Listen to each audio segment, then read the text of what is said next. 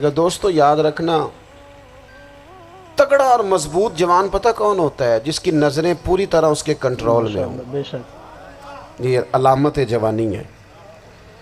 جس آدمی کا پوری طرح، دو لوگ دنیا میں کبھی کوئی کارنامہ سر انجام نہیں دے سکتے، ایک جو حرام کھاتا ہو، ایک جس کی نظر ناپاک ہو۔ محمد بن قاسم جب یہاں آئے تھے نا، تو ایک دن بڑے پریشان تھے، تو ایک بزرگ کہنے لگے آپ کیوں پریشان ہیں؟ کہنے لگے راجہ دہر سے مقابلہ ہے اور ہماری فوج تو سندھ کے رستے بھی نہیں جانتی، زبان بھی نہیں جانتی، لڑیں گے کیسے؟ اللہ اکبر۔ 2-4 دن کے بعد ان بزرگوں کی دوبارہ محمد بن قاسم سے ملاقات ہوئی تو بڑے خوش تھے۔ کہا آپ کیوں خوش ہیں؟ کہنے لگے وہ میرا مقابلہ نہیں کر سکتا، میں نے تحقیق کر لی ہے۔ کہا کیوں؟ کہنے لگے نظر کا گندہ ہے، اللہ اکبر۔ اور جو نظر کے گندے ہوتے ہیں وہ میدانوں میں ٹھہرا نہیں کرتے۔ اللہ اکبر۔ میدان کے لیے نکلنے کے لیے پاک جوانی کی ضرورت ہوتی، تطہیر مزاج ہونا ضروری ہوتا ہے، پاکیزہ افکار اور سچی اور سچی ستھری سوچوں کا ہونا ضروری ہوتا ہے۔ اس لیے فرمایا کہ میرا مقابلہ نہیں کر سکتا۔ حضرت عبداللہ ابن حذافہ کمرے میں تھے تو وزیر کی بیٹی اندر سجی سنوری پہنچ گئی۔ جیسے ہی آپ نے اس کفر کی چال کو دیکھا تو تیمم کر کے نفل شروع کیے۔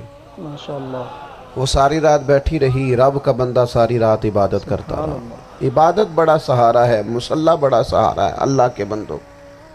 صبح دروازہ کھولا، وزیر نے اپنی بچی سے پوچھنا چاہتا تھا رزلٹ کیا نکلا، تو وہ کہنے لگی پیچھے ہٹ جا، اب تیرا میرا تعلق کوئی نہیں، میں نے نبی پاک کا کلمہ پڑھ لیا۔ اس نے کہا میں نے بھی زمانہ دیکھا ہے، پر یہ کیا لوگ ہیں، کستوری کے بنے ہوئے، سندل سے دھلے ہوئے، کہ میں ساری رات کمرے میں رہی اور 100 اور 1000 آدمی جس جوان کا مقابلہ نہ کر سکے، اتنا طاقتور جوان کمرے میں رہا اور اسے نظر اٹھا کے نہ دیکھا۔ او کچا رنگے للاری والا جڑا چڑھدا تے لیندا رہندا ہے، اے عشق تیرے دا رنگ محمد چڑھیا پھیر نہیں لیندا۔ میں کہا ایک دفعہ نظر اٹھا کے نہیں دیکھا، کمال ہو گئی۔ اتنے بڑے لوگ، اتنی بڑی سعادت مندی، فیروز بختی، معاملہ فہمی حد ہو گئی۔ اللہ اکبر۔ دوستو بادشاہ جب پوری طرح ہار گیا نا، اس نے کہا مار دو۔ تیل گرم کیا ایک کڑاہی میں، اور جب آپ کو اس میں ڈالنے لگے تو آپ کی آنکھوں میں آنسو آ گئے۔ بادشاہ کا خیال ہوا شاید نرم ہو گئے ہیں، کہنے لگا روئے کیوں؟ فرمانے لگے سوچتا ہوں جان ہی ایک ہے، کتنا مزہ ہے اس کی راہ میں جان دینے کا، کتنی لذت ہے اس کے نام پر مرنے میں، کتنا لطف ہے۔ جے تو چڑھیا اتے دار بھی نہیں، تے جے تو وکیا عشق بازار بھی نہیں، تے ایڈا سستا سودا پیار بھی نہیں، تے ایڈا سستا لبدا یار بھی نہیں۔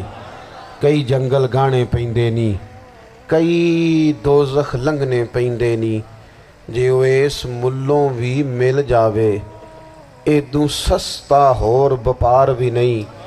تے کچھ سمجھ نہ آوے لوکانوں وہ کادے نال شہید کرے، ڈٹھی یار دے ہاتھ تلوار بھی نہیں، پر او دا خالی جاندہ وار بھی نہیں۔ کہنے لگے ایک جان ہے نا، تو دل کرتا ہے ہزاروں ہوتی تو ایک ایک کر کے محبوب کے نام پہ قربان کرتا، جب میرے پاس ہے ہی ایک، کروں کیا؟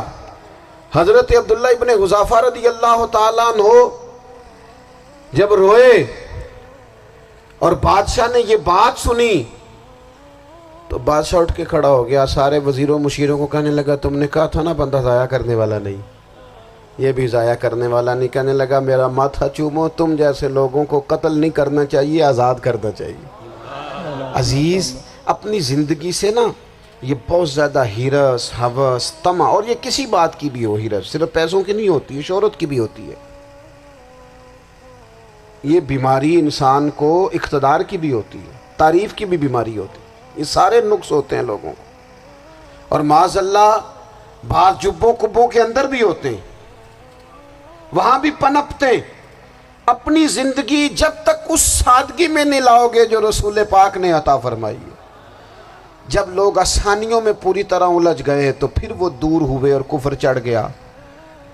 دوسری بات، اللہ کے محبوب صلی اللہ تعالی علیہ وسلم کی محبت ہم سے تقاضا کرتی ہے کہ ہم اس مشن کے لیے کام کریں جس مشن کے لیے رسول پاک نے کام فرمایا ہے۔ بے شک ہم سارے کام بڑے مضبوطی سے، سوچ سمجھ کے، تدبر سے، حکمت سے، تقاضوں کو مد نظر رکھتے ہوئے کرتے ہیں سارے کام۔ دین کے کام میں ہمارا مزاج نہیں ہوتا، او ہو جائے گا جی، آپ بسم اللہ پڑھیں جی، شروع کریں جی۔ آپ تقاضوں کو سمجھیں، چیزوں کو دبائیں نہیں، چیزوں پر غور کریں۔ کسی کے ذہن کی سطح پر سوال ابھرتا ہے، اس کا تسلی بخش جواب دیں۔ اپنی زندگی میں دین کے کام کے لیے اپنے آپ کو وقف کریں، اور دین کے کام کے بہت سارے پہلو ہیں۔ ہزاروں لوگوں کو قرآن پاک ٹھیک پڑھنا نہیں آتا، بالکل ہزارہ لوگ ہیں جو قرآن مجید کے مطالب سے آگاہ نہیں ہیں، دین کی بنیادی ضروریات سے لوگ نابلد ہیں۔ میں آپ کو کس طرح یہ بات سمجھاؤں کہ ہزاروں کی تعداد میں طلاقیں اس لیے ہوتی ہیں کہ مردوں کو طلاق کے مسئلے نہیں آتے، انہیں پتہ نہیں ہے کہ مجھے حقوق زوجین کے معاملے میں کیسے چلنا ہے۔ ڈھیر سارے گھروں میں تباہی اس لیے ہے کہ تربیت اولاد کا دینی منہج ہمیں نہیں پتا۔ اپنا حصہ ملائیں دین کے کام میں۔ ایک آدمی کو اگر تو نمازی کرنے میں کامیاب ہو گیا، تیری زندگی بدل گئی۔ وہ دین بیزار لوگ جو ہمارے بیچ بیٹھ کے ہماری نوجوان نسل کو پگڑی اور داڑھی کا نام لے کے بنیادی طور پر دین سے دور کرتے، ایسے نوجوانوں کو دین کا پیغام محبت دے کر دین کے قریب کرنا ہماری ڈیوٹیوں کا حصہ ہے۔ ہمیں ذمہ داری کا احساس کرنا پڑے گا، ہمیں یہ خاص قدم اٹھانا پڑے گا، توجہ دینی پڑے گی۔ مساجد، مدارس، میں آپ سے عرض کروں، اتنی ڈٹ کے مخالفت ہوتی ہے نا مدرسوں کی، اتنی ڈٹ کے۔ میں ادارہ چلاتا ہوں، اس کے چلانے میں جو مشکلات ہیں وہ تو ہم بتا نہیں سکتے آپ کو، اس لیے کہ میری قوم، میرا اس قوم سے تعلق ہے جو نعت خواں امیر کرنا چاہتی ہے، مدرسے نہیں۔ ہاں نقیب خطیب پیدا کرنا چاہتی ہے، شعر و شاعری کی زندگی کو پروان چڑھانا چاہتی ہے۔ فقط ہمارا ان لوگوں سے تعلق ہے جو لاکھوں کروڑوں روپیہ محافل پہ لگائیں گے، اور قاری صاحب بیچارے اگر مسجد کا کوئی ہونے والا کام کسی وقت بتا دیں گے تو وہ بڑی مشکل آ جائے گی ان کے لیے۔ یہ کیسے ہو سکتا ہے، آپ نے یہ ڈیوٹی بتا دی؟ مدارس، اور جتنا اہم رول دین کو پھیلانے میں مدارس اسلامیہ کا ہے، بالکل اتنی زبردست۔ لوگوں کا خیال ہوتا ہے میری طرح کے لوگ شاید کام کرتے ہیں، ڈیوٹی کرتے ہیں۔ یہ 10-15 لوگ آپ کو نظر آتے ہیں جو آپ کو کہیں میڈیا پر یا ادھر ادھر ڈیوٹی کرتے، مخلص لوگ اپنی جگہ پہ، وہ بھی بڑا ہی کام کر رہے ہیں، جو میڈیا پہ آ کے بھی اخلاص سے اور درد دل سے کو دین کی، ان کی بھی کسی بات کی حوصلہ شکنی نہیں۔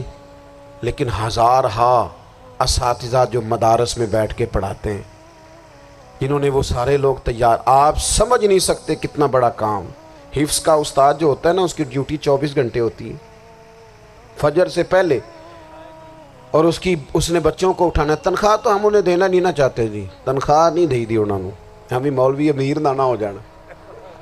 مولوی نو تے سوٹ بھی 27ویں والی رات دے ہے تاکہ کدھر سوان کے عید والے دن پا نہ لوے، چونکہ 27ویں تو بعد تے درزی پھڑتا ہی کوئی نہیں، کیوں حضرت؟ ایسا ہی ہے نا، اس وقت تو نہیں نہ لیتا۔ تو ہم چاہتے ہیں مولوی ہماری مرضی کے ہماری طرح کا سوٹ نہ پہن لے۔ مدارس کی مضبوطی، آپ یہ دیکھ لیں، یہ صلاح الدین ایوبی کا تعلق بھلا کس چیز سے تھا؟